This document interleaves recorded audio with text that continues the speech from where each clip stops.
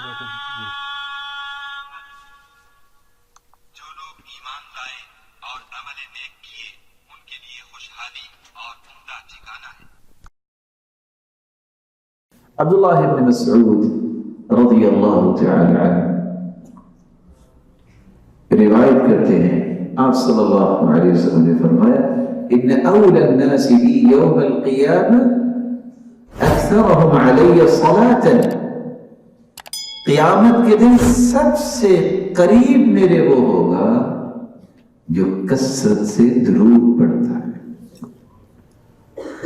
کس طرح جبریل امین علیہ السلام تشریف لائے اور آ کے کہتے ہیں یا محمد صلی اللہ علیہ وسلم من صلى من امتك صلاة واحدة كتب الله له 10 حسنات ومحى عنه 10 سيئات ورفع له 10 درجات۔ آپ کی امت میں سے کوئی ایک مرتبہ درود پڑھے گا 10 نیکیاں لکھی جائیں گی، 10 گناہ معاف ہوں گے، 10 درجے بلند ہوں گے۔ اور دوسری روایت میں آتا ہے من صلى علي حين يصبح 10 وحين يمسي 10 ادرکته شفاعتی یوم القیامہ، جو صبح و شام 10 مرتبہ درود پڑھ لیتا ہے قیامت کے دن میری سفارش اور شفاعت اسے پہنچیں گی۔ اور آپ صلی اللہ علیہ وسلم نے صحابی کو کہا تھا جس نے کہا کہ اگر میں درود ہی پڑھتا رہوں تو فرمایا اذا تکفى همك ويغفر لك ذنبك، جب آپ کثرت سے درود ہی پڑھیں گے تو زندگی کے سارے غم بھی ختم ہو جائیں گے اور سارے گناہ بھی معاف ہو جائیں گے۔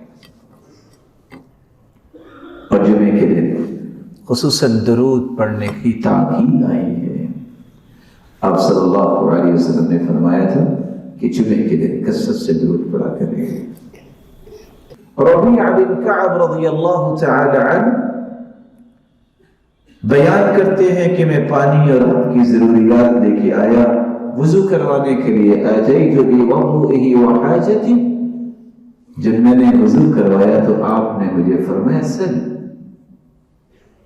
ربیعہ کیا چاہتے ہیں؟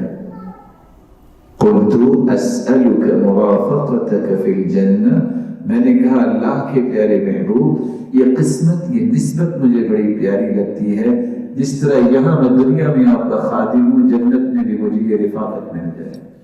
قال ابغي وذلك، کیا کچھ اور بھی چاہیے؟ قال هو ذاك یا رسول اللہ صلی اللہ علیہ وسلم، اس کو جنت مل جائے اور آپ کی صحبت مل جائے، باقی کیا بچا ہے؟ اس سے بڑی نعمت تو یہ کہ جو اللہ کا دیدار ہے۔